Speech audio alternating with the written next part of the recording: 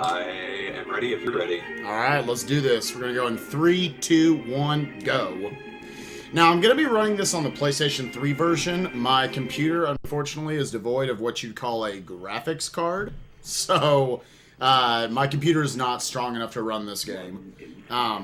The opening cutscene is 1 minute and 35 seconds to the first input, but thankfully that's the only real cutscene in the game. So, from here, it's pretty much go, go, go for the next hour and a half plus.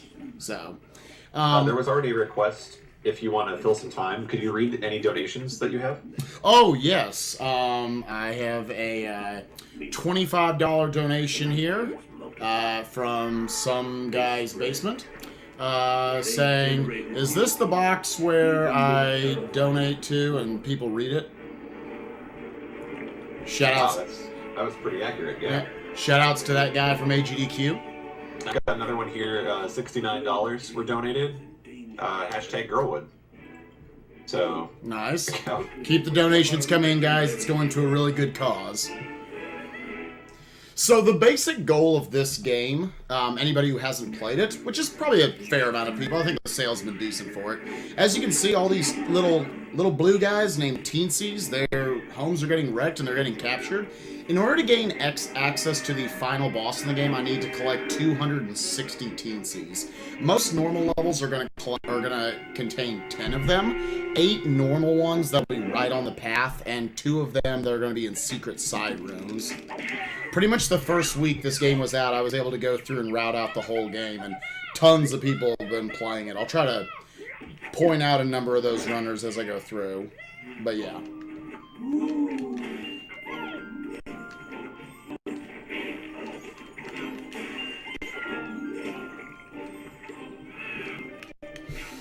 So what's really nice about the new Rayman Origins and Legends games is that you have a lot of varied movement of how you can control him. He's really kind of semi-parkour, you'd almost say. And I successfully did not die to the first big yellow tickle guy. We call that the tickle skip, because normally you're intended on tickling him with Murphy, and then going in to attack him.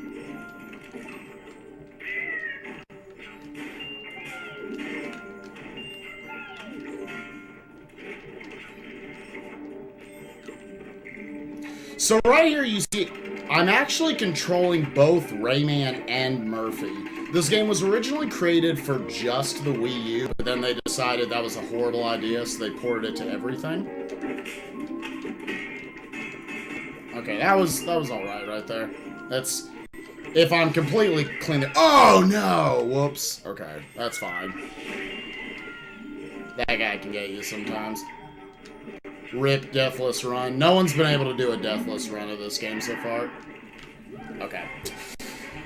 That was thankfully one like the shortest you can get. But yeah, when they originally made it, they intended that you were going to have a second player with the Wii U gamepad control Murphy, and who's the little green bug type guy. Frog, I guess. And he's going to be sitting there like cutting down platforms and whatnot for you. But when they ported it to the other versions, thankfully they just hotkeyed him to the circle, R1, and L1 buttons. So you have to control both him and Rayman at the same time, which can make it to where right off the bat in that first level, the game gets pretty technical. I have to use like almost every button on the controller, which is not good for me. I like my 2-button games.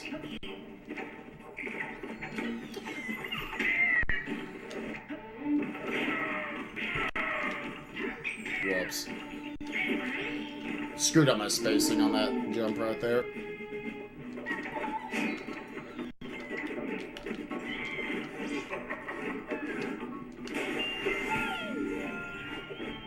So yeah, that's the first secret room you'll see me go into.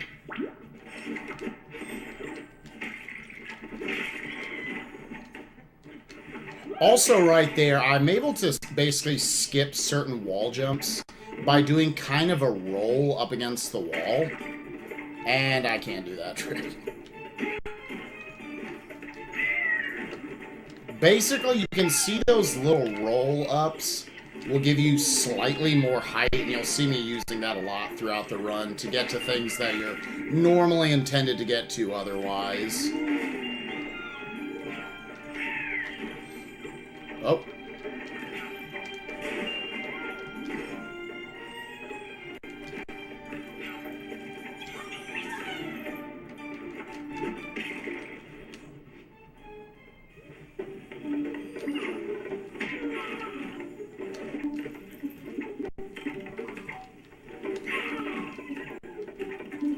Fastest way to climb. So right here, okay.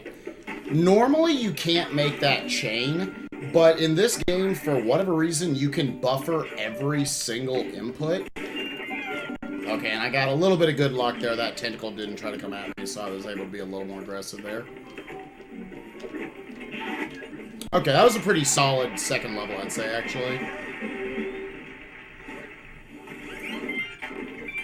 But yeah, so what I was going to say about that jump back there, the game moves kind of fast, so I probably won't be able to explain everything I want to explain. But you can buffer every input in the game, so that'll in a lot of cases allow me to get more height off of certain jumps by buffering the input. So I was able to jump right from that rope to that chain way back there. Y'all probably don't even remember what it was by now. But normally I would have had to, I think, basically kick afterwards, which would have taken another, like, half second. Right there, the game forces you, because I collected enough teensies to unlock the second world. Oh, what the? Wow, okay. Almost missed that. It forces you to have to go look at it, even if you don't want to. Thankfully, the third, fourth, and fifth worlds you unlock, it doesn't make you. Kind of an interesting gimmick of this stage is that you'll notice all these butterflies that are in the screen, or that are on the screen. When you touch them or run over them, that's what makes them move, and then that's what causes platforms to move in this level. Oh, whoops. So you'll see me avoiding some because I don't want platforms moving. I don't want that platform to move by my own accord. Or rather via me hitting it, because the platform would have gone up a little too high, and therefore that teensy that I was able to get to through the platform, it would have been too high, and I would have had to actually go down and grab it. In general, Rayman's hitbox during attacks are really big. Oh, wow. Okay. Fail. So, you'll see me a couple of times throughout the run able to use an attack from Rayman that will clip through a platform and allow you to get to a teensy that you otherwise would have had to go to another little area to get to. And next up, we got another Murphy level where I'm going to have to control both. At first, we were really worried when they, there were a lot of worries in general about this game from a speedrunning standpoint, that it just wasn't going to work. So yeah, that was the third world being unlocked, and I was able to say no thanks to that. One of them being the fact that it was originally a Wii U game, kind of a family-friendly game, or at least getting your family involved, that all these Murphy levels were going to kind of ruin the pacing of the game, that it was basically just going to be a bunch of auto-scrolling. But thankfully, it looks like they, with the delay in the game, it's actually not an awful speedrun, because for the most part, Murphy doesn't destroy the pacing. Alright, good, I was able to skip that chain there.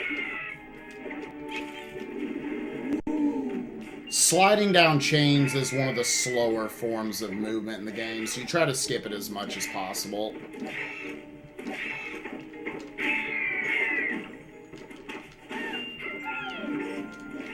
So yeah, that's why I did that roll up there, so I could skip a chunk of it.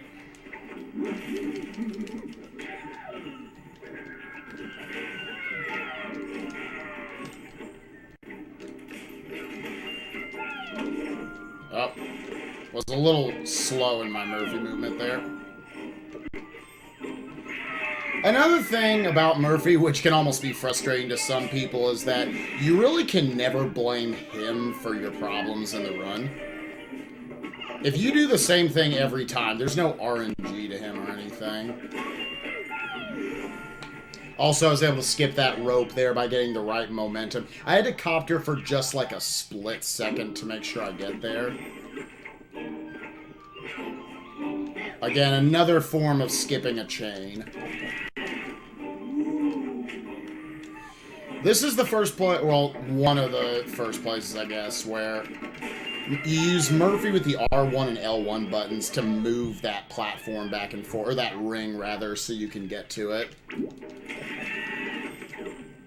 So in a way, I don't know, I kind of almost like controlling the Murphy levels in a speedrun setting. I feel like it's just really technical. Sadly, the Wii U version... Oh, let me make sure I get this first.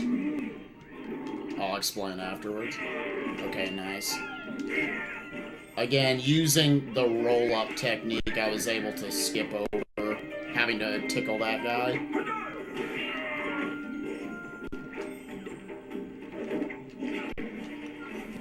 Alright, sweet. Actually, outside of the death in the first level, this has been a pretty solid start to the run, I'd say. Oh yeah, so the sad thing about running the Wii U version of this game is you can do it. It's probably just too hard to even want to do it, is the sad thing.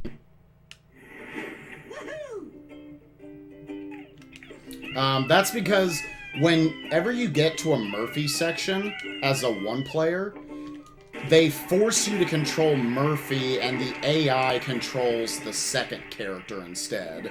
So and the AI, it's not stupid, but it's gonna move extremely, so it's just gonna walk through an entire level.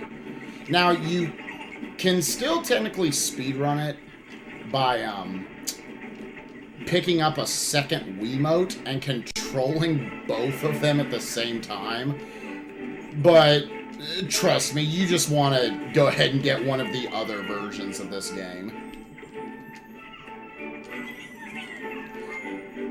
Oh, whoops. Might have to not do my skip here to make sure I get...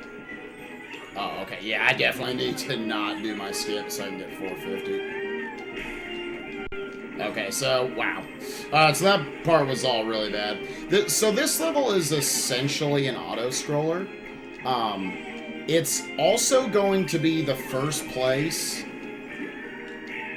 that I collect 450 lums to get a lucky ticket, which are not actually lucky. I'll explain that here in a second. Lums in this game mean almost nothing. The only things they're useful for, especially in a speedrun setting, is making sure you get these lucky tickets. And again, I'll explain what those do here in a second. Other than that, they're really almost just more like achievement points. They earn you, like, levels of awesomeness on all the different versions. Alright, so 401, I think I'm fine if I grab that and this. Okay, sweet. I'm good. That platform's always kind of awkward at the end. Alright, so lucky tickets. You'll see me get up to it. It's going to be kind of the third tier. For 1/4 of the... There's a set amount, either 600 or 100 for every level. That's going to give you the gold cup, and for 3/4 of that, whatever it is, either 450 or 75, you're going to get a lucky ticket. I need 10 of those throughout the run to do what I want to do, which is being able to unlock, being able to unlock 2 Rayman Origins levels, so I can go there and get 19 or 20 really fast teensies that are faster than other levels that I could play on the normal route.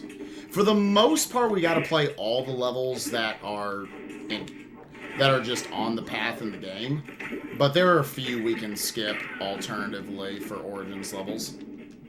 This is another level where I have to grab 450.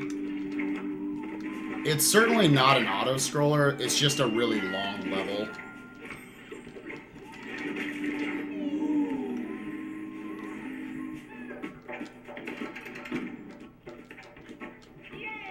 So I was able to get more height there with each of those jumps, both off the wall and the ring, again, because I buffered the jumps.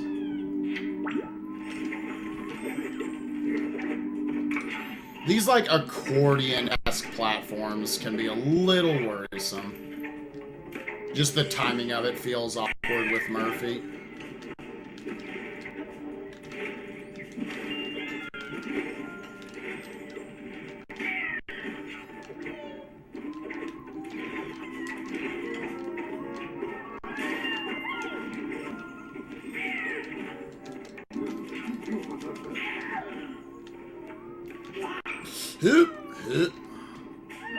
Okay, I had to play that slow because I had...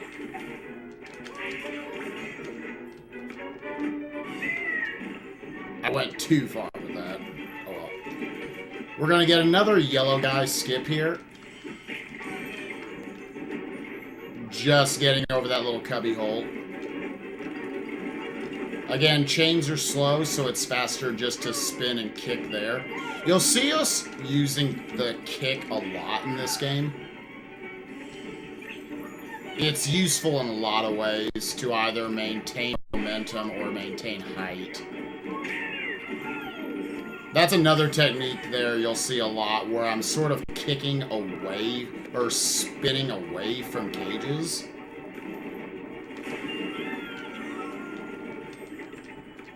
Because, again, Rayman's hitbox is really big when he's attacking.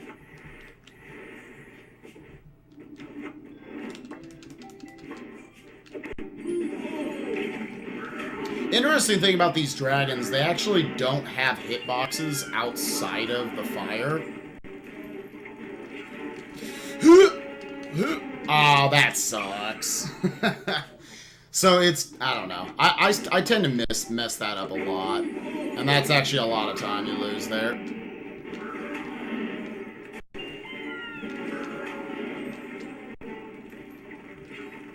That wall right there is just really weird.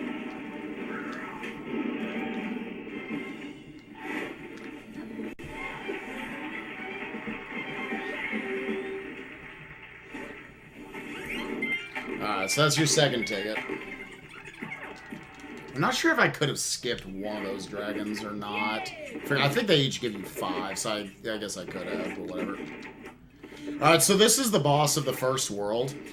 Again, the goal is to collect 260 teensies, which will give you access to the 5 mini-boss levels, which that's one of them, before each of the 5 boss levels.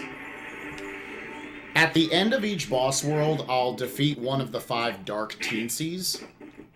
The game gets you to the credits once you defeat each of them, but you can actually defeat them in any order.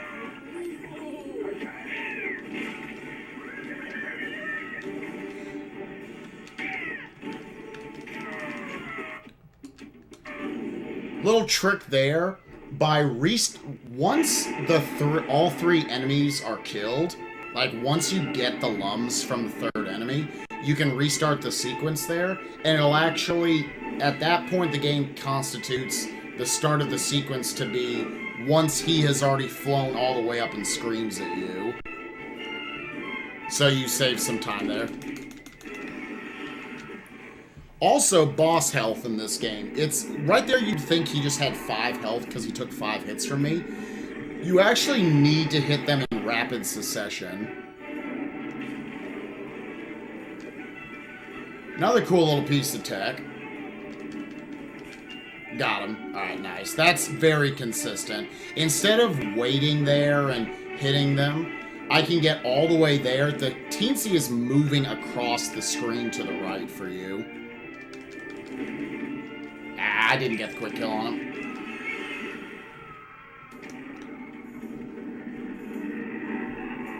So yeah, right there you can see it took 8 hits because I didn't quite get off 5 hits at a time. I try to sneak it in underneath. That first fireball, but you have to wait until his hitbox is actually active.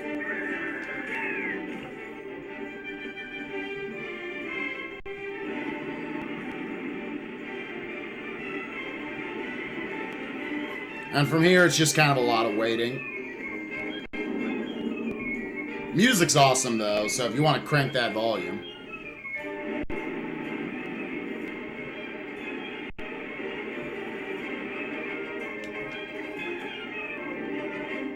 Alright, so I'm gonna try to jump over this last fireball.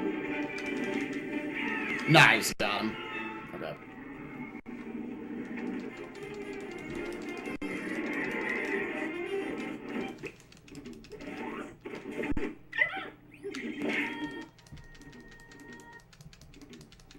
Okay, so not an awful World 1. It looked like, I mean, it's a pretty good World 1 if I just didn't die on the second to last level.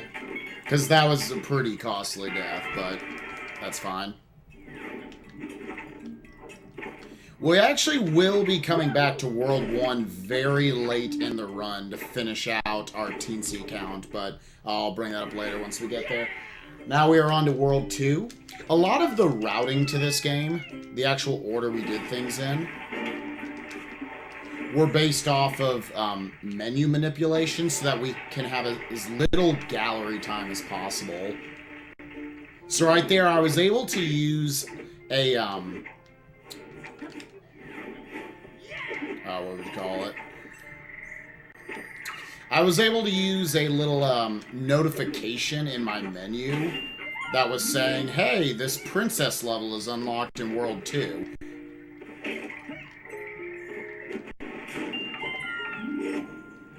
To just skip right, to just warp right to it as opposed to going out to the gallery and wasting a bunch of time.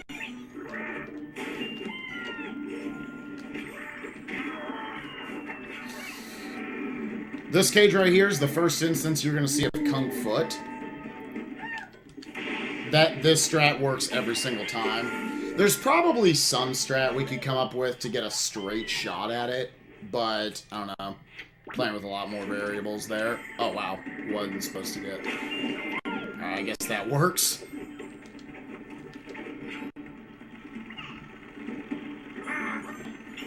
Here, if I get right up across the bones, or up against the bones, I can, again, punch through and have a really big hitbox and get to that cage.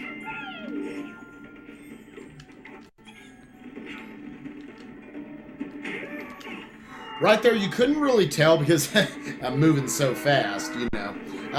But a little piece of tech there is if you ground pound onto a plum, including right beneath a plum. How does that happen? If you ground pound from beneath a plum, then you actually gain more height from the ground pound, or from the plum's jump.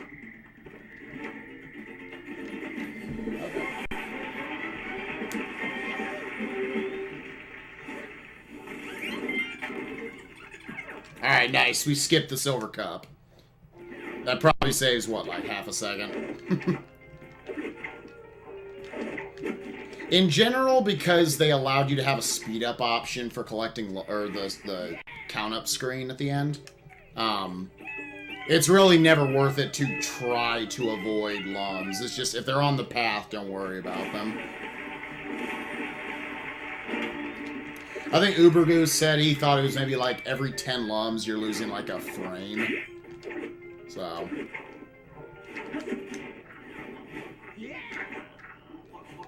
Another Murphy level.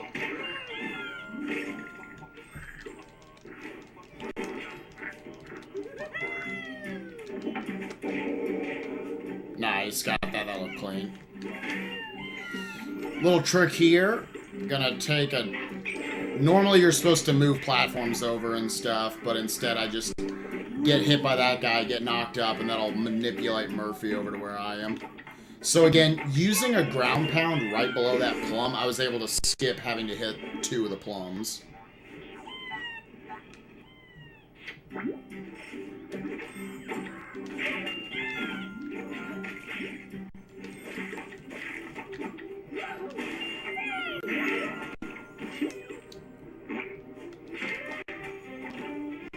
I could ground pound and skip that tunnel, but it's debatably slower.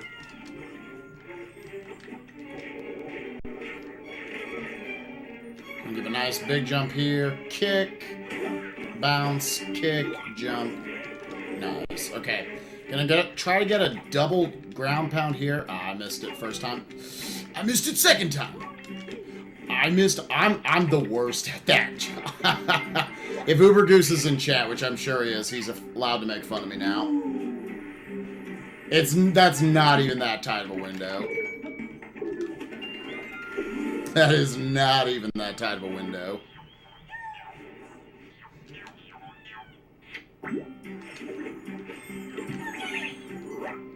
Oh, whoops.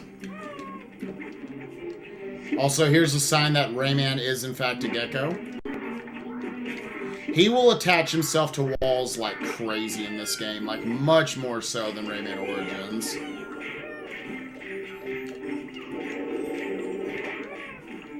I attacked one. Okay.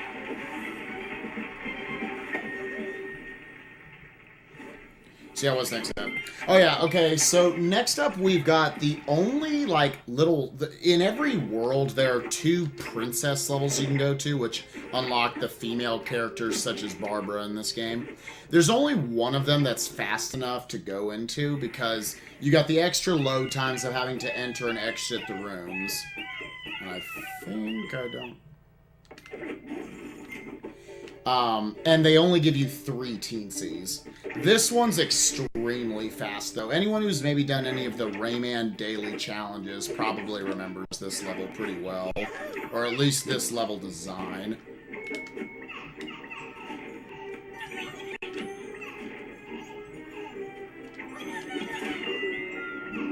Let's see if I can get a quick fall here. I got the slow fall. Balls. Alright, so as you can see, that level's really fast, and we get 3 teensies for it. I made some mistakes, but I probably lost something like a second. Nice, skipped another silver cup. That's another like half second saved. So that made up for it. It's whatever. That really slow ground pound I got, depending on what frame you ground pound on, you can get either a really, really fast drop or crap like I just got.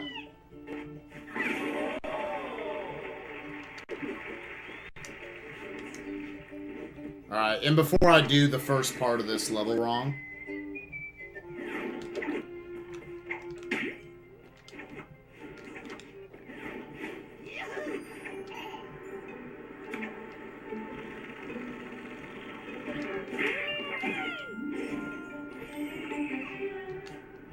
Hey, I did it correctly. What do you know?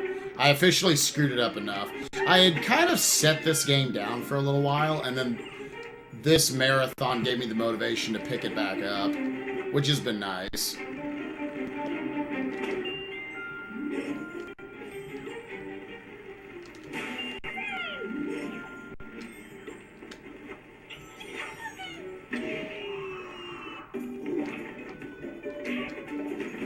Yep. Kind of a weird cycle I got here on. Yeah, that was a weird cycle. Oh, standing punches. That's the first instance of standing punch that I've had in this run, I guess. So that's good. For some reason, sometimes when you want to spin, I think it's especially when you're trying to turn around and spin, Rayman will just instead just punch, and it's nothing, it just kills your momentum, it just kind of sucks.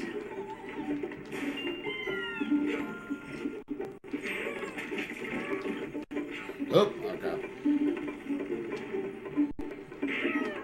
Pretty sure I'm the only one who goes for this skip. Let's see if I can get it. Nice! I don't care if the rest of the run is crap. I got my trick. I could care less if the rest of this run is bad. That's the attitude right there.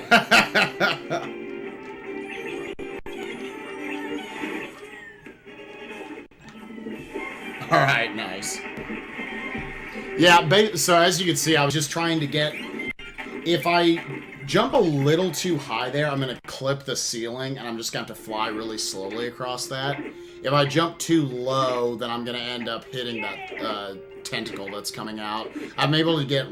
With that, I was able to get right in front of it and give another spin jump. Since, as you can see, with wind physics, spin jumps off of flat ground gives you a ton of speed.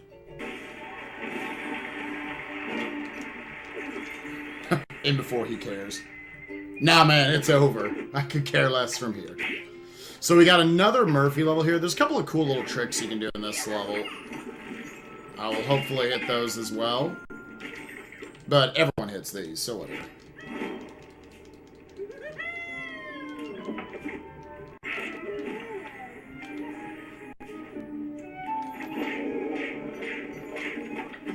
Yeah, everything with controlling Murphy, like, the more you run the game or play it, the more you realize that everything with Murphy is completely consistent. If anything screws up, it is your fault. Again, using ground pounds there to skip out on having to hit every single plum.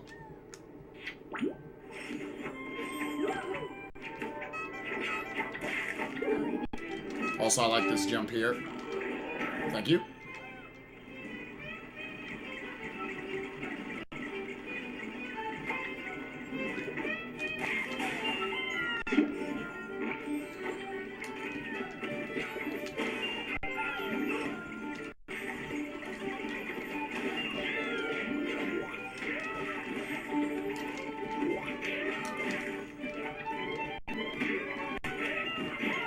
So, let's see if I can hit it. Nope, missed it. Oh well.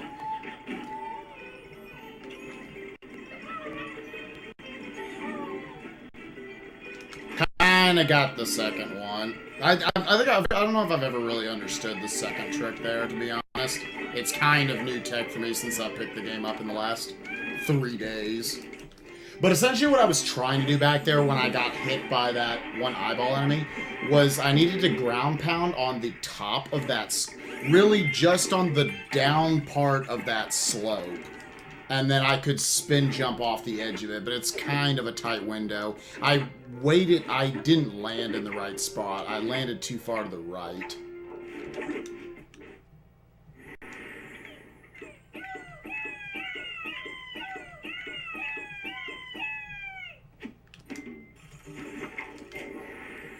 Alright, so this level can look pretty smooth here with all the wind physics and spin jumps. If I do it correctly. We'll see what happens.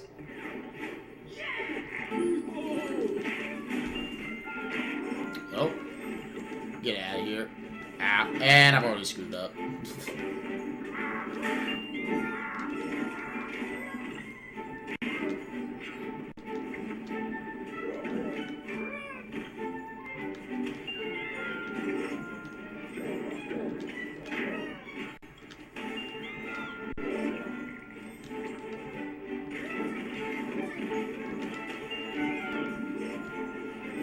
This is the scariest... Oh, no, not gonna get it. Clip that platform.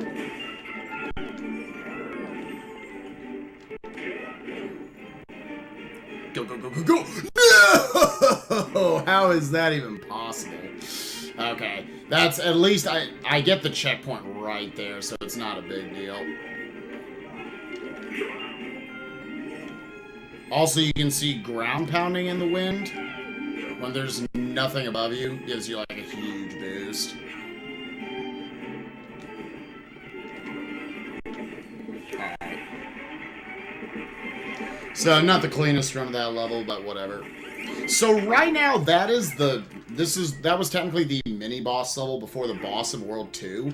But in the most inconvenient spot, the game also decides to give you your first invasion level, which are essentially just time attacks of earlier levels you play, but they're also structured differently. They're much shorter versions. So I could fight the World 2 boss right now, but instead it's gonna warp me back to World 1, and I have no option. Now I'm gonna go ahead and play this invasion level because it's 3 really fast teensies, and I'll be playing 7 more from the first 2 worlds really late in the game to fill out my teensy count. And I'm just gonna do the World 2 boss when I come back to do the other invasion levels for World 2.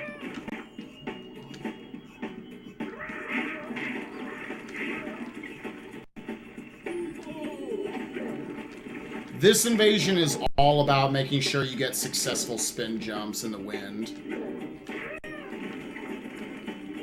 Hopefully I'll get a 24 here.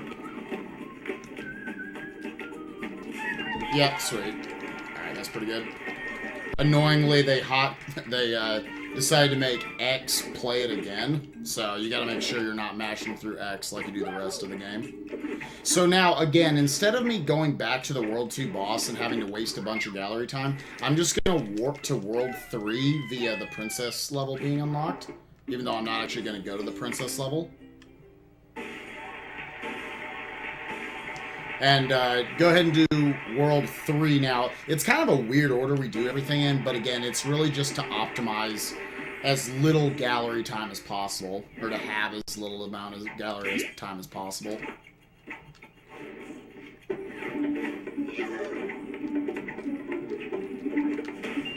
Routing this level was really fun, just because it's so not for speedrunning, it feels like, but a lot of cool tech in it. Kind of screwed that part up. Oh well.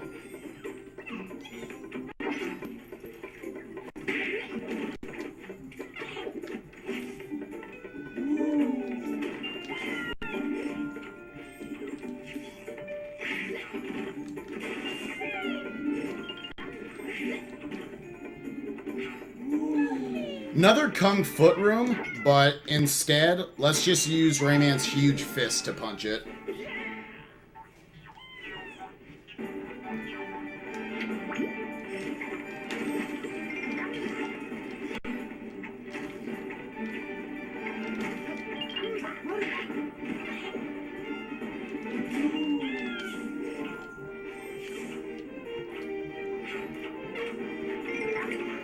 This is probably the most obnoxious teensy in the game.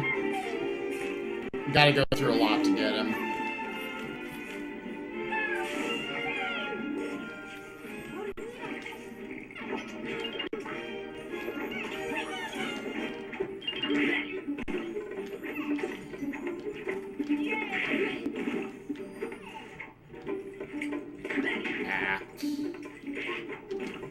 Like, most awkward spot in the game.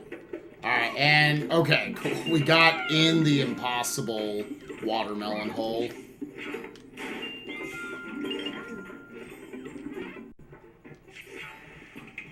Big boost there. Don't grab the wieners. That's what I always tell my chat. And we got through it. Nice. Now, the next level in the game is probably among the most creatively designed, you could say. You are turned into a duck, and you must play the entire level as a duck, while Murphy jumps in to block you from fireballs by making platforms of guacamole. So, alright, you know, we've seen a lot from this game. Nothing too out of the ordinary up until now, I guess. There's actually 2 duck levels. You can see I skipped the first level of this world. That's another level where you have to play as a duck with Murphy. And thankfully, it was slow enough to where we didn't have to do it. It's okay that, you know, you got one of these little gimmicky levels here. And there's some cool, like, techs and jumps you can do here. But 2 of them would have been too much. Yeah, the fastest way of movement with Duck Rayman is to get a ground pound off of a skull brain. And then do rolls mid-air to gain more distance. Because actually, I've got the run button held down right now, but it doesn't matter. This is Duck Rayman's only speed. So this game isn't, like, auto-scroller heavy, especially compared to, like, Rayman Origins. It's just got a lot of instances of kind of, I guess, semi-auto-scrolling. At least it feels like auto-scrolling.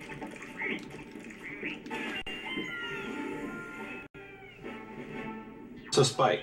Yes, sir.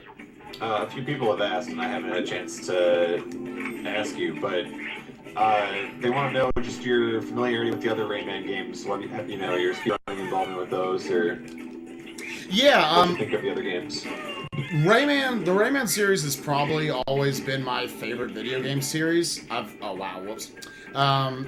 Just always enjoyed almost every game in the series, and I've actually been speedrunning Rayman 1, 2, Origins, and Legends, so I have quite a bit of experience with the series. I guess I currently own the basically unchallenged Rayman 1 world record. You can see it on my YouTube account. Play Rayman 2, although I would recommend checking out Cloaked Yoshi's streams. He's been going for the world record in that for a while now. You can also check out the world record, I guess, former world record by Man of Cheese up on SDA. Single segment run of that on the N64 version. Best version confirmed. A lot of cool tricks in that game, even though the pacing's not great. I don't know, I guess 3D platformers don't translate very well. I did a,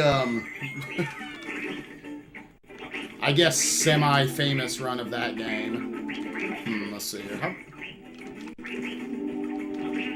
Oh, whoops. I think I'm... Sorry, real quick. Let me make sure I have 450 here. Okay, wow. Okay, I almost screwed that level because I missed the token earlier. Yeah, and I also run Rayman Origins. People I would recommend checking that out. Wow, I had 451. Would be Twin_0. He is the current world record holder for that game, and funny enough, about 3 weeks ago, someone figured out how to bust that game wide open, and now it's gone from about a 2-hour run to like a 50 to 55 minute run. So, and it's been nice to see people have finally gotten up and made Rayman leaderboards. So, I don't remember the URL for that off the top of my head. But yeah, in short, I've got a lot of experience with running the Rayman series. Alright, cool. We were able to skip that cycle. And let me get this trick that I never get. Yeah, I never get that. It's a really precise roll and kickoff you have to get. You lose about 2 seconds. Another instance where you're supposed to use the soccer ball there for the Kung Fu style cage and like ping pong it through that whole section. But instead you can just kick through it. Using a little damage boost there to basically get pushed by that worm into that horn. Let's see.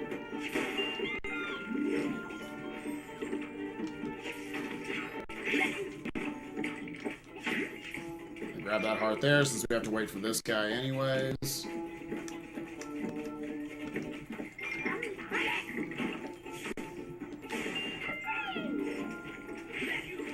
So coming up is an instance of a cutscene skip in this game.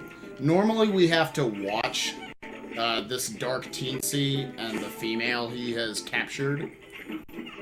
But if there's this one little part where the loading zone does not exist, so I have to move pretty fast to get there, so let's see if I can get it.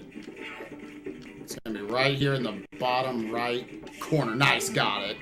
So even though that right there in that corner, that cutscene does not trigger. And I have to move pretty quickly, otherwise that one worm you can see right there would get in my way. Pretty cool little roll here. Okay. So other than missing the... Oh, I didn't get it. Whatever. That doesn't actually lose your time. It just looks cool when you get it. You can basically... Another little movement physic in this game is that when Rayman does a spin, kind of a la Donkey Kong Country, when you do a spin through an enemy, you can instantly do another spin. So, technically, if I had gotten a little closer to that Dark Teensy, I would have been inside of his hitbox, and I could have just infinitely spun all the way to the end. Again, it didn't lose me any time. As long as you're on screen when they hit their final checkpoint, then it counts. Also, I always say this in my runs, but I love that that checkpoint you need 135 teensies, and we have exactly 135 teensies right now. I didn't have to compromise my route at all.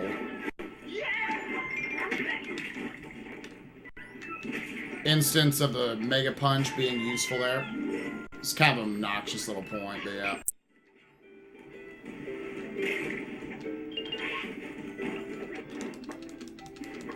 Alright, so this level, you can famously soft lock the game if you go too fast. There's going to be one instance because of that where I'm going to slow down for about a second to wait for him. But essentially, you can't get too far ahead of this luchador that's chasing you.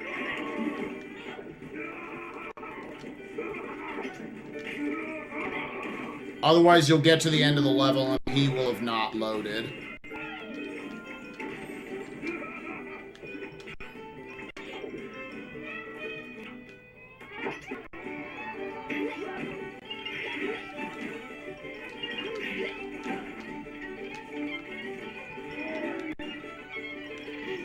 Wow, I still went too fast.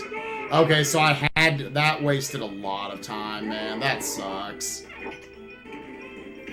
I somehow went fast enough anyways, and he deloaded. So that's a really crappy way to lose a run. Oh well. What would happen is you would... The funny thing is if you would get to the end of this level... By the way, for whatever reason, every time in my chat, there's somebody who thinks that thumb there, that clear Terminator thumb, looks like a middle finger. I guess they just think it's the most deformed-looking middle finger. Even Uranium Anchor, who says he's a huge Terminator 2 fan, thought that was a middle finger when he first looked at it. But yeah, what would have happened there, that lava that dropped down on the luchador, if I got there and he never loaded, it would never have actually broken the ground beneath you. It would have just clumped in like a big jello form on top of the platform. But yeah, that was... Yeah. That sucks. This run's been pretty solid outside of the one really bad death and then that. Oh well. So this is kind of the halftime show of the run. Not too much to say here. It's obviously extremely pattern-based.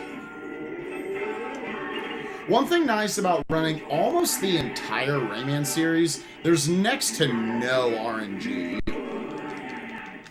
Which makes for, I guess, somewhat dull boss fights, if not just consistent.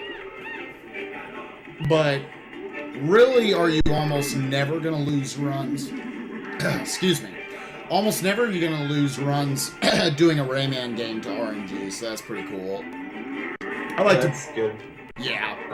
I was going to say, I know a lot of Mega Man runners who would trade consistency for randomness. Yeah, right. They say, I'll take boring boss fights so they don't just jump around all the time randomly.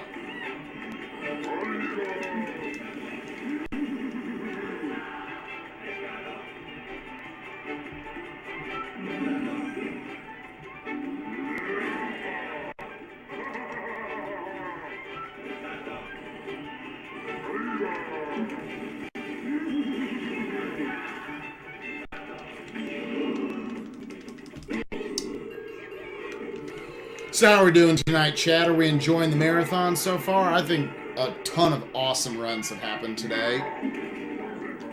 And no, I mean, of course it's been great saying how we as a community have come together and we've raised so much for, obviously, the Prevent Cancer Foundation, Doctors Without Borders, autism research. But it's nice to, for once, just having a marathon where we don't have to worry about donations and stuff like that. Just purely a, hey, let's have fun. I think it's a go ahead. Good change of pace, anyway. I agree. I especially enjoyed the timing of it after this past week's drama, to be honest. Yeah, it feels like a resolution to that. So. Yeah. Hey, you remember why we do this? Oh, yeah. Because we like the games. There we go. Yeah.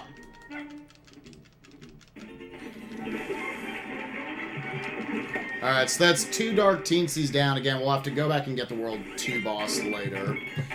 So now, instead of me going to World 4, I'm going to warp to World... Well, actually, you can't warp, but I'm going to go up to the gallery and go to World 5. The reason for that is there's no way I'm going to have 195 Teensies by the World 4 mini-boss. So I would have to break up World 4. And I'm going to have to break up World 5 no matter what.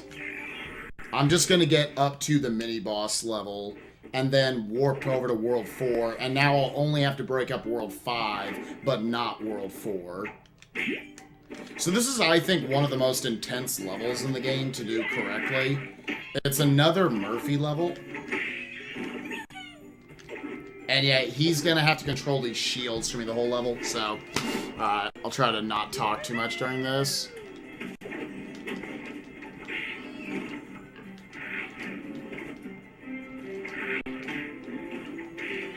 Oh, okay. I almost always lose my heart to that guy.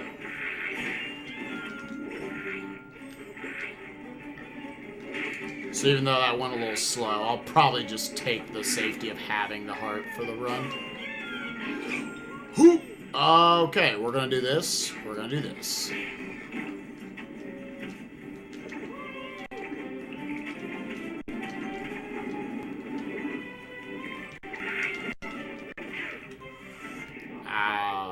Spun a little too early there.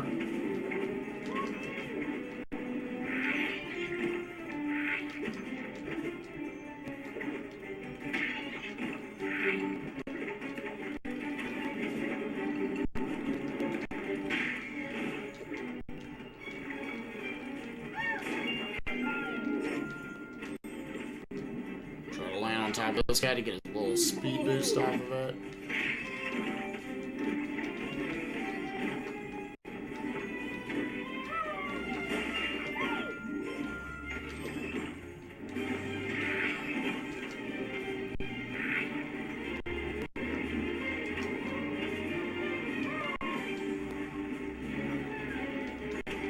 One of the few instances of RNG in this game are these fireball pigs, the red ones. And we're going to try to get the Zeus skip here. Basically just going to try to outrun this finger. Now I'm going to trigger it so that he will break open that teensy for me. Okay, we got through the level. The death was really silly and cost a little bit of time. That's fine.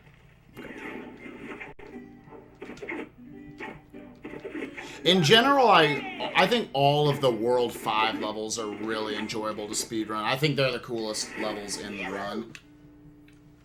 There's one other Murphy level in this world, but we're not actually going to play it. It's one of the other levels we skip, so I'm okay with that. The other one kind of sucks.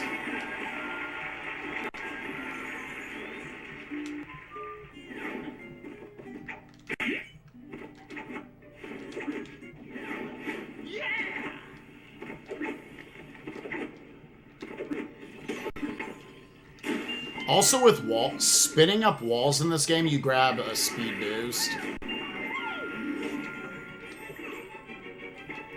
Like an extra speed boost, I guess, from like doing it on the ground.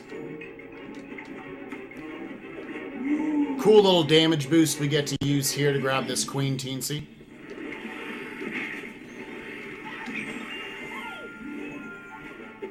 Also, you might have noticed every single King and Queen Teensy, these little side room Teensies give you a heart.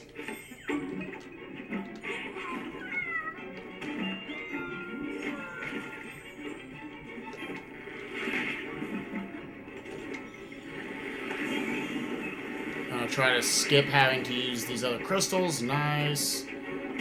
Getting some buffered my inputs there. Whoops. Okay, I screwed that up.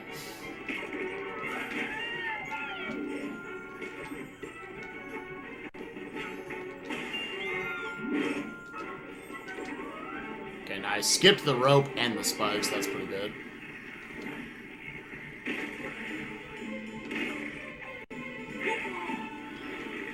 Shouts to Uber Goose, always forgetting that TC in the ground.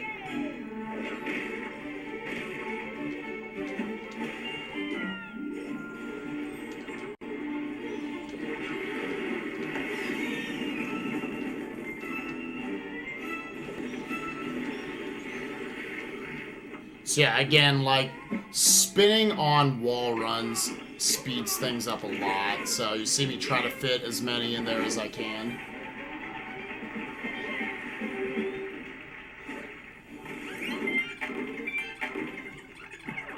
The Puzzle King Queens, I think what you might be asking about Cucumares are the ones where, like, you're rotating the big kind of spike wheels that Rayman has to traverse through. No, we don't do those. There's one that's almost fast enough to be in the route, not because you can essentially just jump over the entire puzzle. This is another really satisfying level to run, and there are actually 10 teensies on the way instead of just 8. There are no, like, side room teensies. Shoutouts to Spire7, who came up with that trick right there to not break that first cage and use it to bounce up to that room you're not supposed to get to.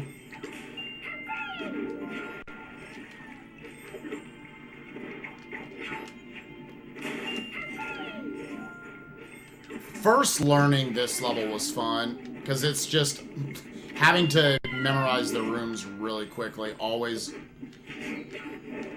trying to memorize what the next thing is.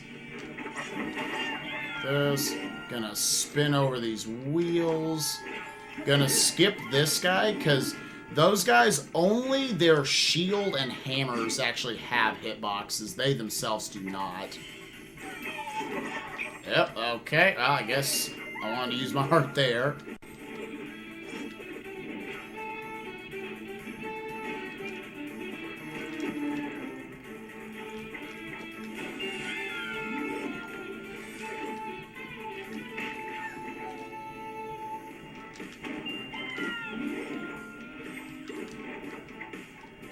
Whew, wasn't sure if I was going to get over that.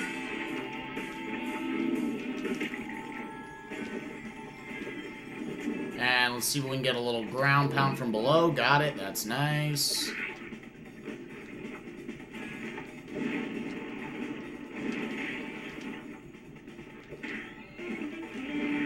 Gonna, again, get a ground pound off those enemies to get a huge height advantage there. Oh. And I like doing this. I'm the one who does it. I feel like that's faster, but I could be wrong.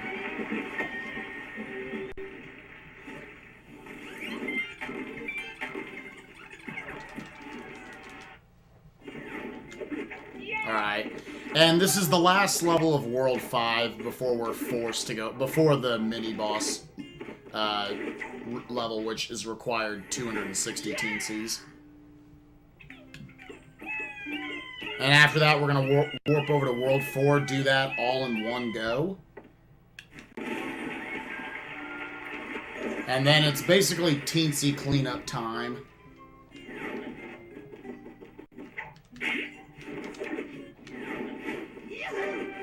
Love this little speed boost right at the start of the level. Gotta have a little bit of a copter there.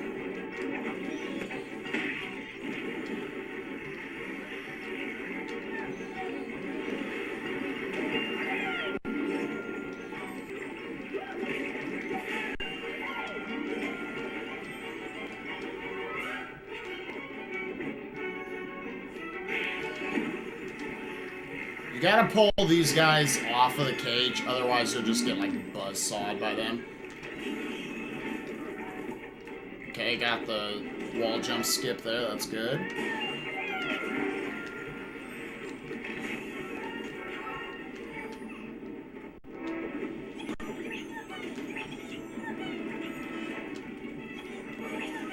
Oh, what am I doing? What am I... Oh, I was forgetting a platform. Alright, that was... blooper of the run right there. I was thinking I was at this platform, so I was already rolling.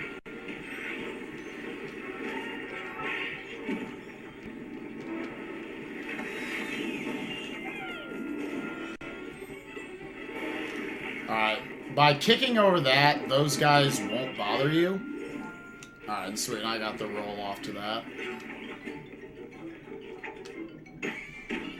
Alright, didn't screw that last cage up.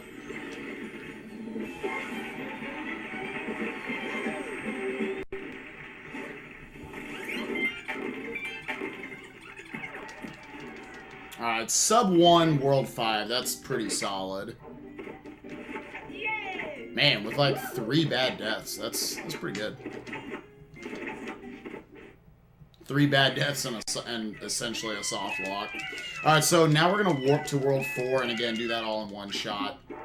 Let's see if I can find it. There it is. This is the proverbial water world of the game. This is the only level that's heavy on swimming, though. This is one of my least favorite levels in the run to speedrun. Essentially, this world, more so than it being a water world, it's essentially stealth world. You're kind of playing Solid Snake throughout it. And the music's really good, so I probably will try not to talk too much during this. Alright. I successfully didn't get hit by that guy.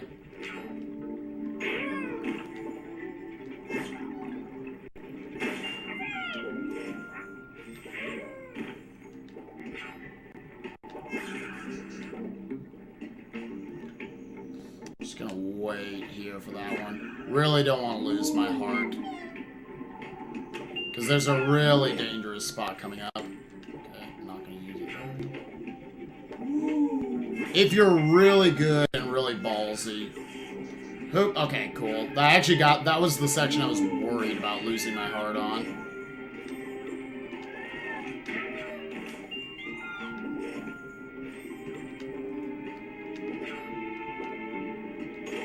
Okay, that cycle's kind of... I guess I've got here on like a weird cycle.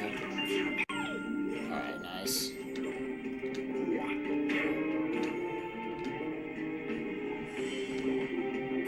Also, with both Origins and Levels, or Origins and Legends swimming levels, you swim faster by timing your spins as opposed to just like spamming spin. Alright, cool. Glad to get through that level, honestly, without a death, so whatever.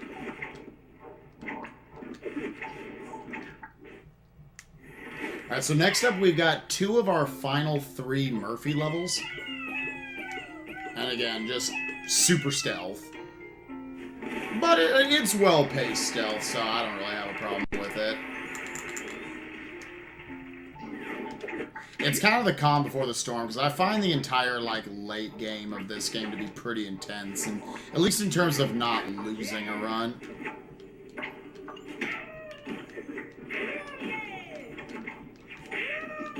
Whoop. Okay.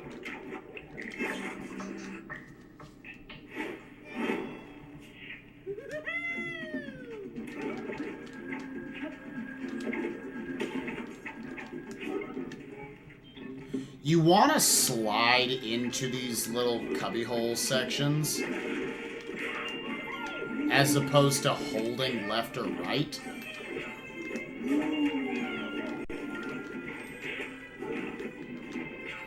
Oh, I screwed that one up just as I said that. As you can see, like, it's really slow otherwise. This is an intentional hit you take here just because it takes Murphy kind of a while to get there. But it's almost harder to stop in place there and delay yourself, so I just move forward the whole way, and you just lose your heart and get it back right here. Up.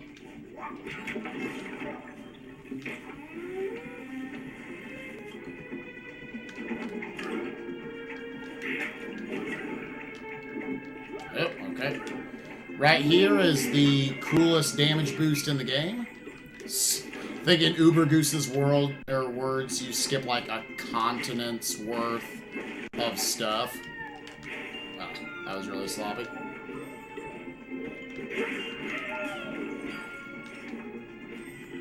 Oh, get it.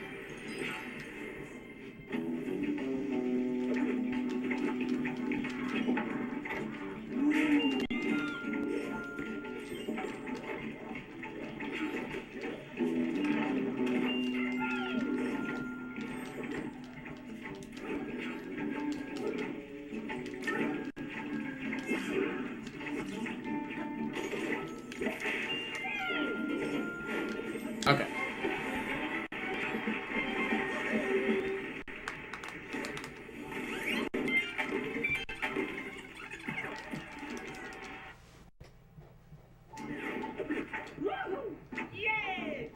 Yeah, I'm not sure. I saw somebody was talking about PBs earlier. This, believe it or not, despite all the bad deaths, has been a solid enough run to where I think I can still PB. It's probably not likely, but obviously there's a lot of run left for me to screw up. But I don't. The fact that I still got a sub 1 5-hour time or World 5 time is pretty solid. Can I get the early cycle? No. And I lost my heart anyways. Is this one of those runs then that's kind of like a 96 exit where there's just a lot of different places where time can fluctuate? Yeah, it's, again, mainly, there's just so many little instances of optimization in this game because of all the different forms of movement. And obviously, deaths are plentiful. No one's done a deathless run of this game so far. I think the best anyone's done is maybe had 3 deaths. My PB's only like a minute behind world record. I've got like 11 deaths. I'm really good at dying.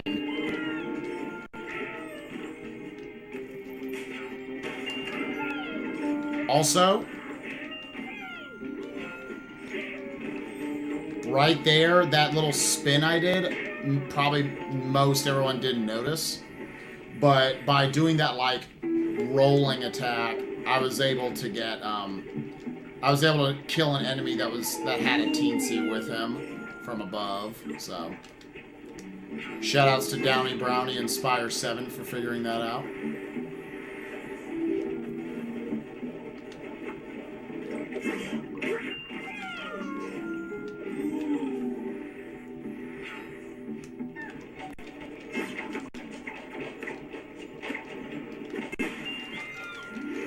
Speaking of 96X, I saw Dram55 was streaming earlier. So he was getting back into No Cape, No Star World. Yeah, I've noticed he kind of pops up every now and then again. Good to see that he's still just kind of on his own schedule and sticking around. Definitely, I mean, probably a lot of people can't really tell because they don't get to see us in person. But Dram is definitely one of the coolest, nicest people I met last year at HDQ. So, nice to hear he's going to make a repeat performance. Yeah, and he's very, very good in marathon settings, too. Very calm and collected. Yeah, exactly. Last year, they just kind of impromptu put that any percent on it. He's like, alright, well, I guess I can do that. Hey. He was 8 seconds off the world record. Wow, that was... I didn't know the run was that good. I didn't know what the world record time was. It might not have been that close, but I remember it being a really good run considering he just kind of went into it with, you know, they said, will you do it? And he said, okay. I remember Mike last year. Mike was the one who drove me to the airport, and he said Dram was definitely his favorite new person he met last year. Really chill, cool dude.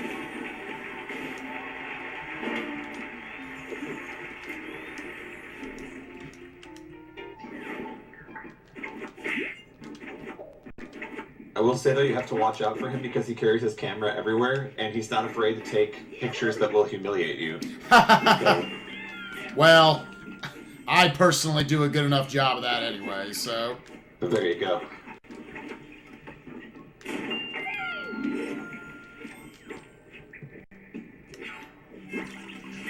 Oh my gosh, are you kidding me? So I was not supposed to lose my heart back there, so that was kind of a silly death. That was also a silly death. I'm not used to not having my heart here, so...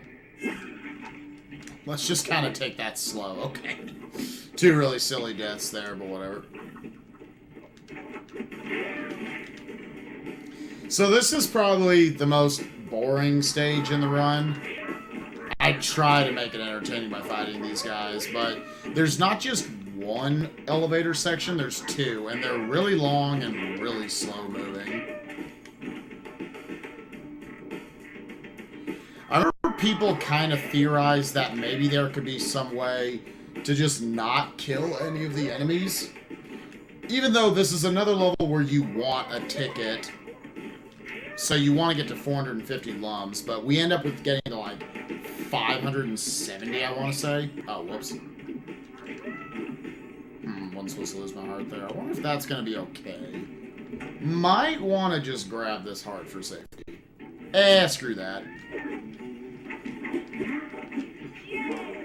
So these, like, Frankenstein-like enemies, they're really interesting because they actually are an instance of RNG in this game. It's random whether they'll throw rubber duckies or those, like, electric shock things.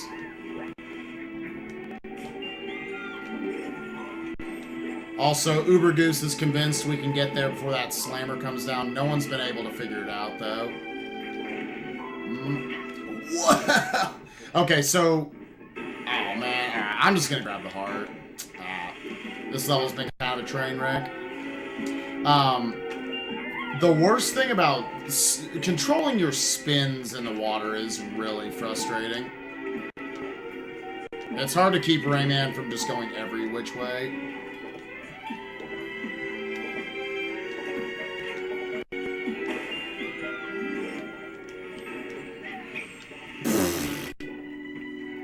Alright, we're fine, we're fine. I just wanted to make sure the most boring level in the run wasn't actually the most boring level in the run. Just keeping it interesting, you know?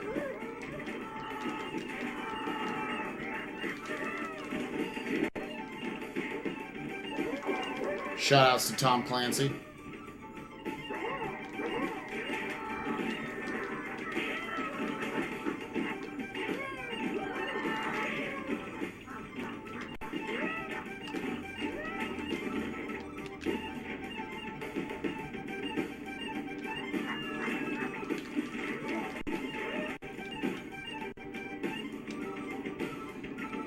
Also, not sure why, but for whatever reason, those are the only two enemies in the game that don't give you lums when you kill them.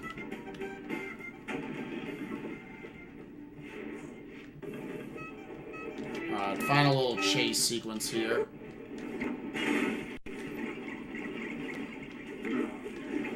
Ugh, I grabbed that ledge.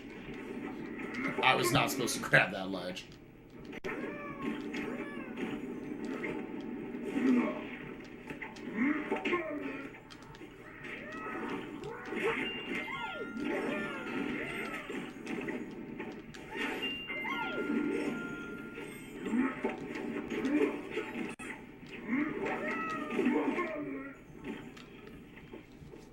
Oh, and I don't have my heart here. I haven't had, like, a heart this entire level. Probably why I've died 3 times.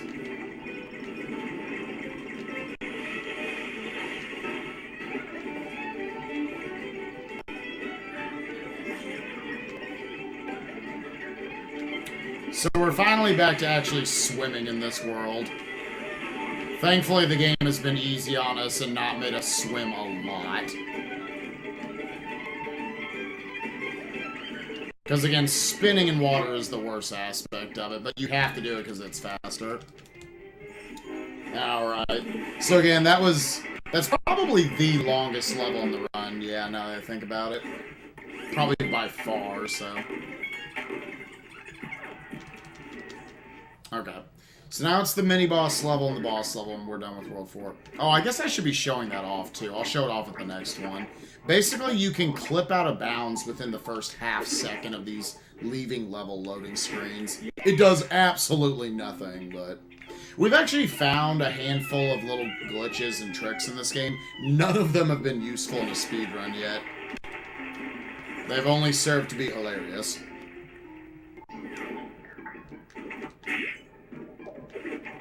That's Quest 64 tier. When you find a bunch of glitches and they don't do anything. They don't do crap for you. But at least it looked cool.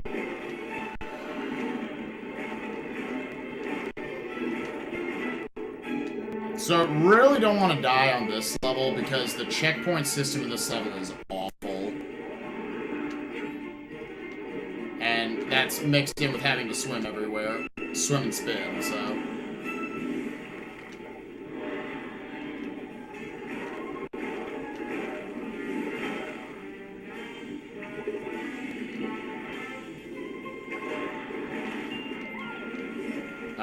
This might not be fast enough.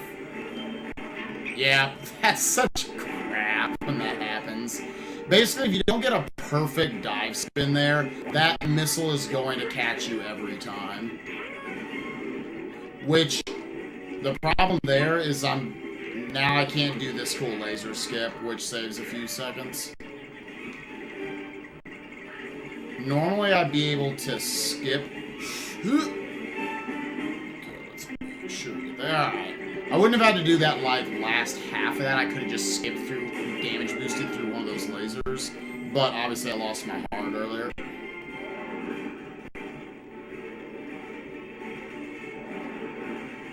I don't want to be spinning through that last section, because then I'll spin through those vents. It'll actually slow me down.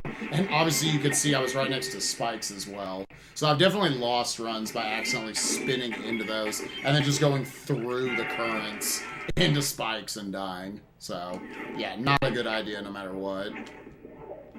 Alright, and so here's the final boss of World 4, and then we just go into super cleanup mode to get to 260 teensies. Starting with ticket scratching, which we're about to get to.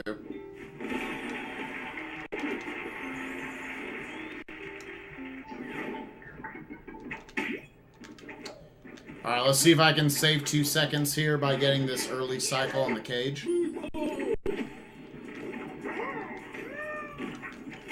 Nice, got it.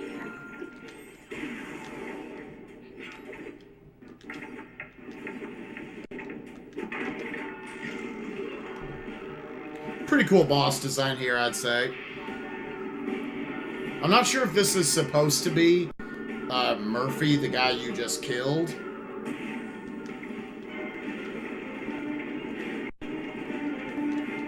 Okay, that doesn't matter. You get checkpointed right there anyways.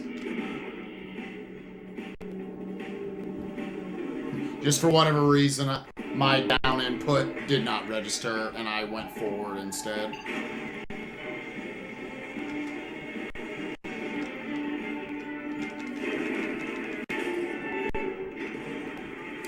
It's annoying that in general, boss sections' health are 5, but you do combos of 4. So there's always a delay between the 4th and 5th hits. Which wouldn't be a big deal, because you could just delay. You could go like 1, 2, 3, slight pause, 1, 2. But again, because the boss health works in the way it does, where you have to do everything in rapid succession, that actually makes it take longer. So it's just kind of awkward no matter what way you do it. Also, you really don't want to miss that cycle of hitting that guy's second phase. Oh, we're gonna get it. Nice. Okay, cool. Saved a few seconds there doing that. But yeah, the second phase on this boss back there, if you miss it, you go through another whole cycle, which wastes a ton of time. Which actually lasts longer than the first chance you had.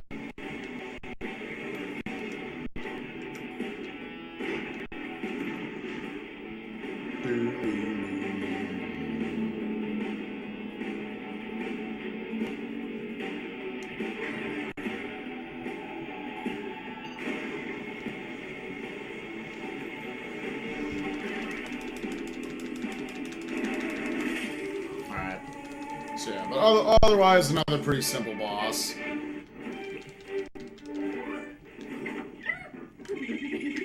Alright, so that's 3 Dark Teensies in the moon. Now what we're going to do is, again, we've pretty much gone through all the worlds. All that's left to do is to defeat the World 2 and 5 bosses. But again, to get access to the World 5 boss, we need 260 teensies. We got 216 now, so if my math is correct, we have to go get 44 others real quick. Number one way of doing that is by scratching these little lucky tickets, which actually are not luck-based, for the most part. Like right here, unless the game randomly decides to screw me over the one time I'm doing it for a marathon, on the 5th ticket I should unlock Geyser Blast, which is a Rayman Origins level. One of the things that Ubisoft threw in when they delayed the game was they took 40 levels from Rayman Origins and they made kind of HD remakes of them. So yeah. There's 2 of them that are fast enough that you get on the 5th and 10th scratch-off tickets. And it'll end up providing 19... Oh, wow. I didn't know I could do that. 19 what ends up being 20 teensies because you can also just get single teensies on the scratch-off tickets. Alright. Most dangerous screen in the game right here. Let's see if I don't screw it up. Okay. Whoa! Whoa! Nope! Nope. Nope. I've never seen it do that before. Wow. So yeah, that dude is the reason why this is the most dangerous screen in the game. Why is it doing this, dude? Oh my gosh.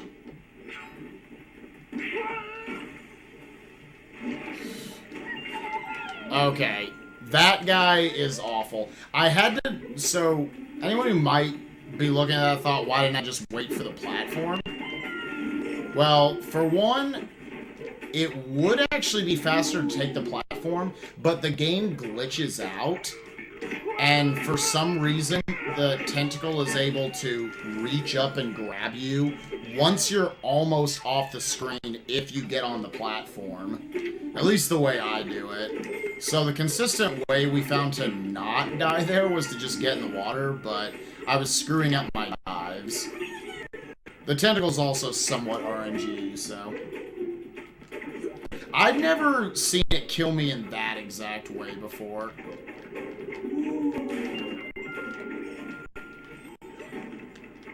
It is possible to get that, but I've already wasted enough time on this level, so...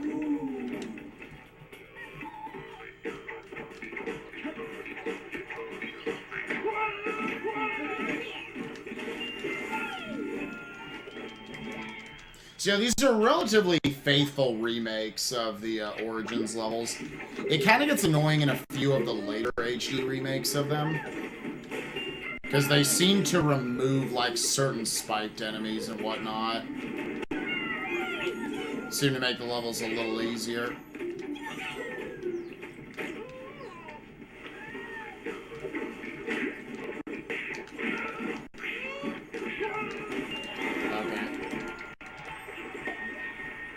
Nope. Alright, so as you can see, that was 10 pretty fast teensies I was able to grab there from that level. Now what I'm going to do is I'm going to warp back to World 2 through one of the invasion levels. I'm going to first defeat the World 2 boss, who is probably the most dangerous part of the run, honestly. Let's see if I can find it. There it is. And then I'm going to do these 3 invasion levels, which again are like time attack modes.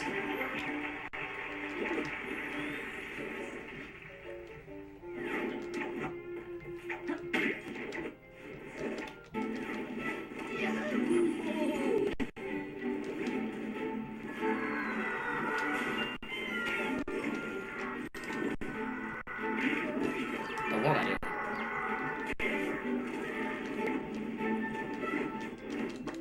I had a strat there, and I don't think I used any of it. Screwed up where I was supposed to do everything. Well.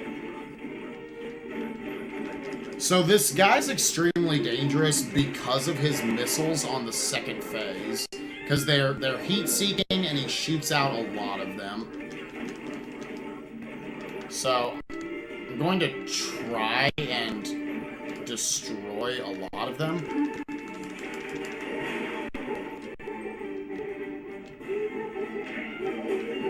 Okay, that actually worked out pretty well. And as you can see, he'll take them out as well. And what makes that particularly crappy for this boss is that he's just one phase. There's only one checkpoint for him. Where most other bosses break it up into 3 checkpoints. you have to do him all in one go. So if you just get like bad patterns from those red enemies, or the missiles decide to be overly aggressive, then the run is over.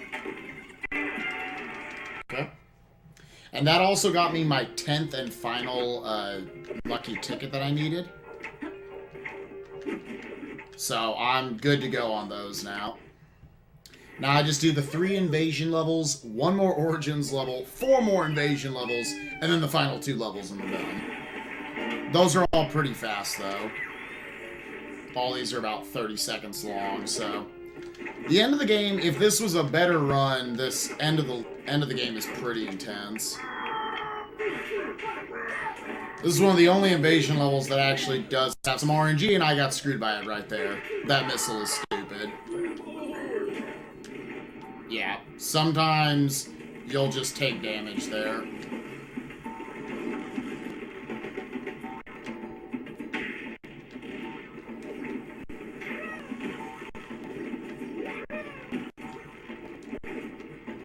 Okay, got the bounce off that guy, that's good. Alright, cool. Got a 24 there, even though we had the death at the beginning.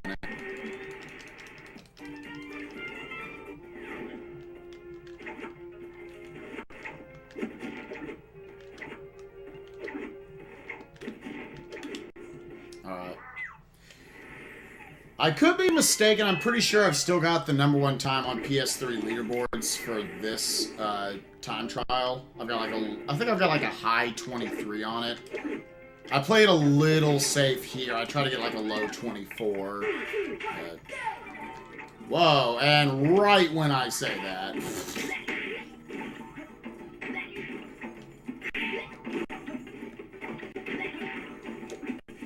This is a pretty precise jump. Got it. Alright, that's good. Oh, what? Okay, so this level's on a universal timer. So I think the fact that I screwed up the very first spin screwed me over. That's... Oh, that's kind of weird. Yeah, that sucks. Wow. Yeah, that guy was not supposed to be that far over. Oh well. So yeah, what makes the invasion level so intense is that if you have a late death like that, you obviously lose so much time.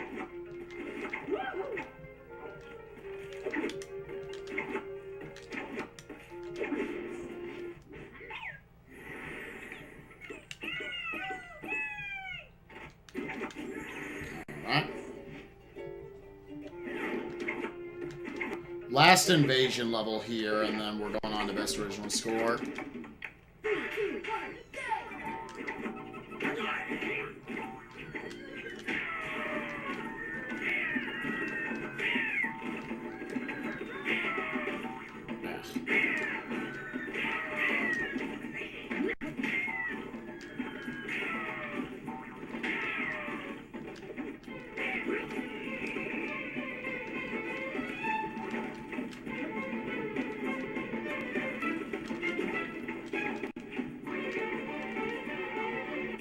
Okay.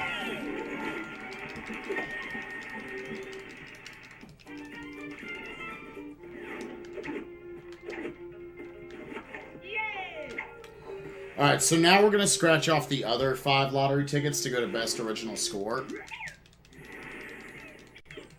Grab 10 from there. Well, actually, it's not 10. So, again, the lottery tickets have almost no RNG to them. Randomly, I'm going to get a teensy here on the 7th, 8th, or 9th ticket. But that's the only randomness to it. You're going to get it every time. And it looks like I'm going to get it on 9. And before I don't get it, and I'm 1 teensy short for the run. Confirm. Okay, we got it. I always get a little nervous when I don't get it on the 7th or 8th one. Alright. And best original score.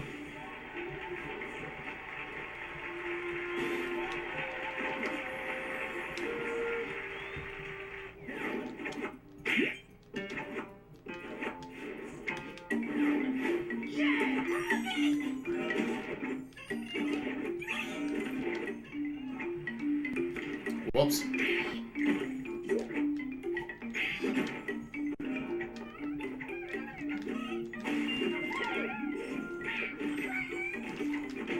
Also, that bird is evil, so I wait for him to move. The checkpoint system in the Origins levels are how they were in Origins, meaning you just go back to the start of the screen, which, as you can see, these screens can be pretty long. So you really want to make sure you don't die at the end of them. And that bird back there on the first screen, if you spin under him, if you accidentally spin under him, then he'll just like he'll basically buzzsaw you to death. Okay, so that's not best. Try a new thing. So you'll just get stuck inside of his hitbox. A drunk Duck Fist says hello to you. What's up? What's up, Drunk Fist?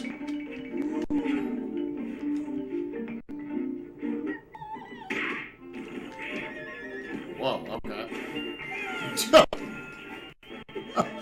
What's up, Duck Fist? We've got a chat comment here from Duck Fist. It just says, drunk. Thank you, Duck Fist, for the drunk comment.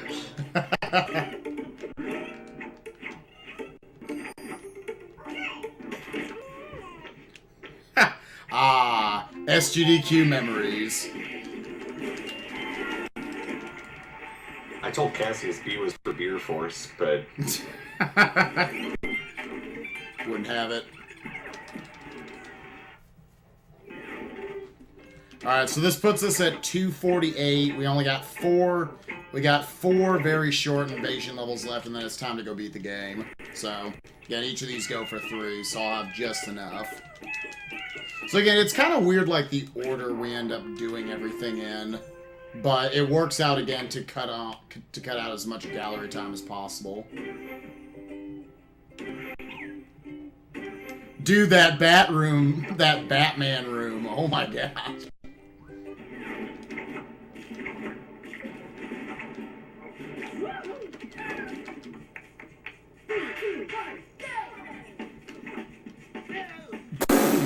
Okay, I spun a little too early there. Let's go ahead and not do that. At least that death was like 2 seconds.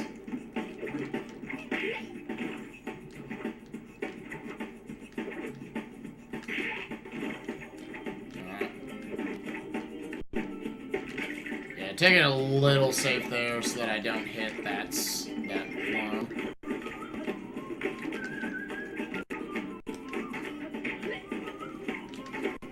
What? I didn't know that it was even possible. So this is like a crap 35. I shoot for a 33 there, but whatever. I think my personal best is a 32 on that level, which is like top flight, but it involves me doing a little more risky strats there. Shoutouts to Kane of Patchy, who I'm pretty sure has the individual level world record for this. Also, shoutouts to Kane of Patchy, who'll be doing Crash Bandicoot 1, first day of AGDQ this year.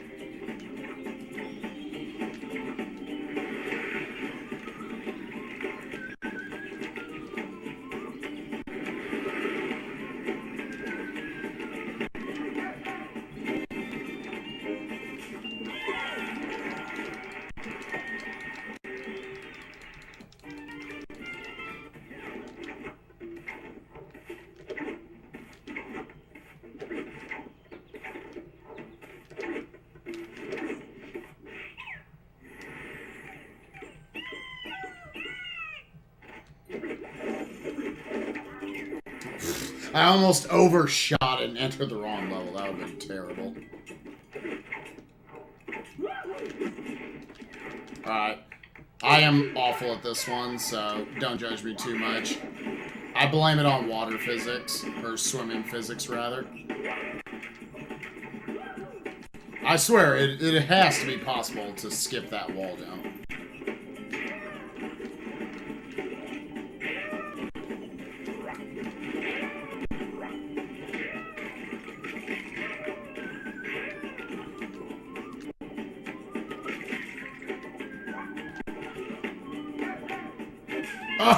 I couldn't cut the 30. Oh, Goose, teach me the ways of how to not be bad at that invasion level. Alright, final invasion level here, and it's... Oddly enough, the game completely wraps back around to where you're back to the first level.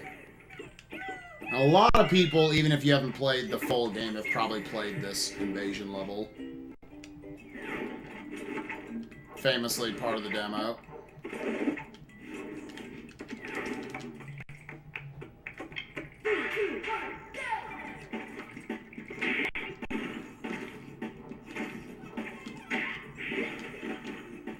Okay.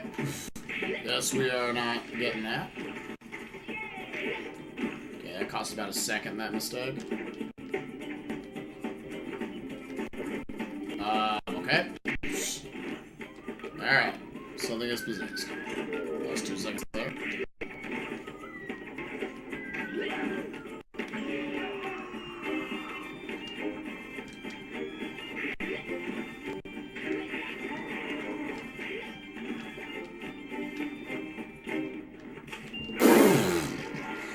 $35 flat's pretty bad there. You want to shoot for like a 31. Oh well.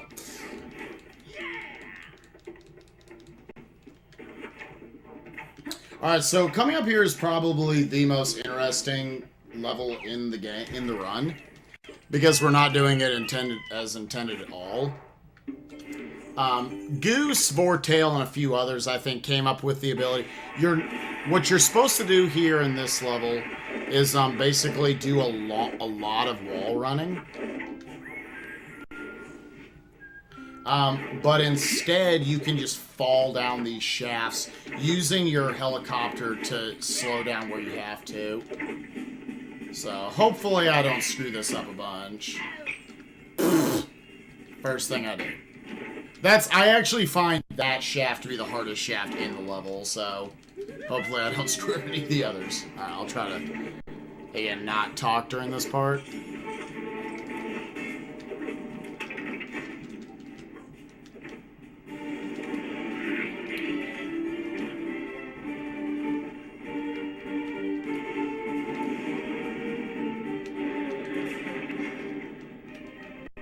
Congrats on your quote of the marathon with hardest shaft. Let the hard man jokes begin. Yeah, we had the hard man jokes earlier. During Cube, we had "You can't touch my balls," I think was one of the quotes. Oh man.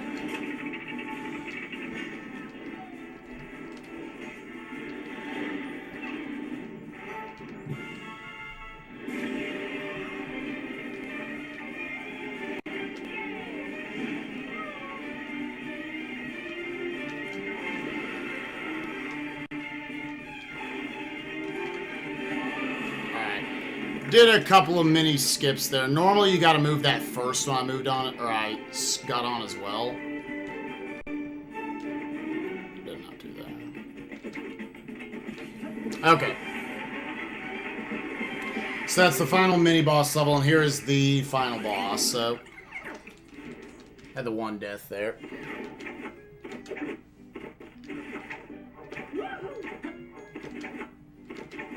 Ah, that hardest shaft, man.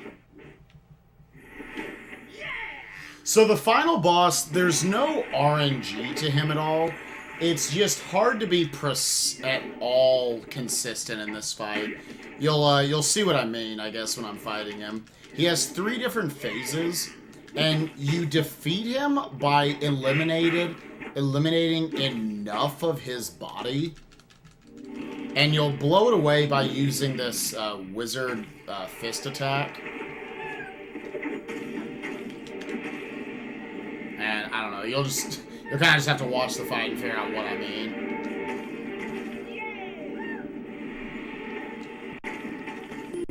I prefer to restart the sequence here because it sets me up better. I don't think that's very good. Okay, this is...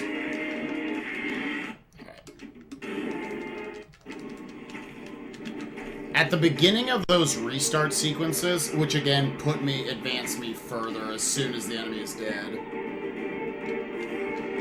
you can jump on the first frame and it will give you it'll basically for one frame constitute you as standing on the ground. So you can get a huge boost upwards.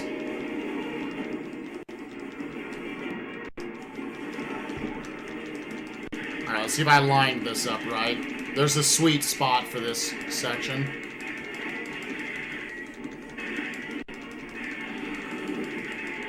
Okay. That went good. Alright, cool, and I got both of the jumps. They're not exactly hard to get. You're just mashing. Alright, so here's the final phase of the boss. I really wish I still had my heart.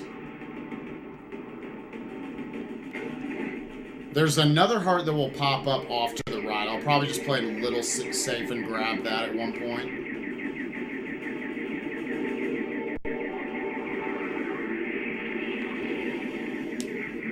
Alright.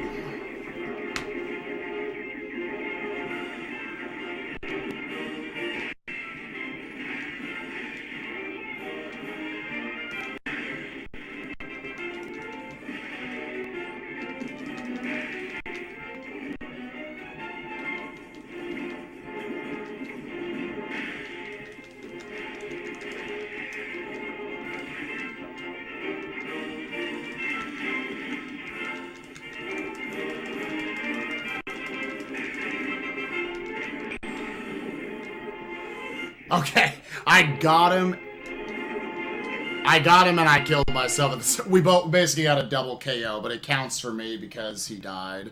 Basically the same as restarting sequence. Okay, sweet. So, get ready on time. It's going to be in about 5 seconds. Alright, I'm watching for it. Time.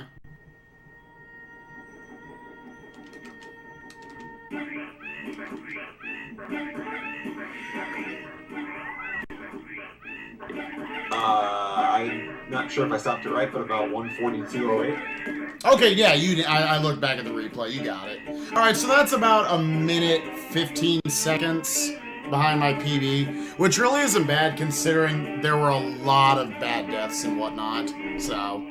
Yeah, it sounds like that PB is going to get knocked down pretty soon. Yeah, I'm about to say, again, I really had set this game down for like a month. And then this marathon kind of inspired me to pick it back up. So I'll definitely be grinding attempts at this to get a better time in the next few days. But thank you guys so much for having me. That was pretty fun to do for you guys. Next up, I believe we are going to, like you said, it's replacement. We got Beautiful Joe.